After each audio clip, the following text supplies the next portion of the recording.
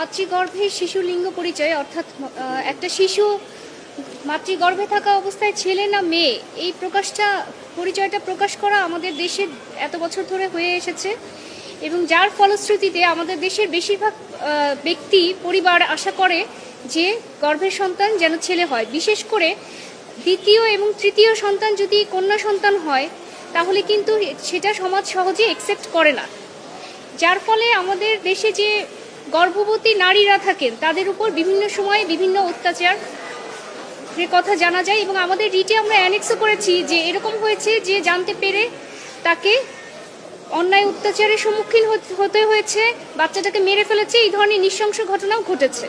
2020 সালে আমরা এই যে গর্ভের শিশুর লিঙ্গ পরিচয় প্রকাশ সেটা নিয়ে রিট পিটিশন ফাইল করি এবং 3/2/2020 তারিখে এটা হাইকোর্ট রুল ইস্যু করে। পরবর্তীতে 2024 সালের ফেব্রুয়ারিতে হাইকোর্ট এই যুগান্তকারী রায় দেন। মাননীয় বিচারপতি নাইমা হায়দার এবং মাননীয় বিচারপতি কাজী জিনাত হকের সমন্বয়ে গঠিত বেঞ্চ রায় দেন যে মাতৃগর্ভে থাকা শিশু লিঙ্গ পরিচয় অর্থাৎ ছেলে না মেয়ে তার পরিচয় প্রকাশ করা যাবে না।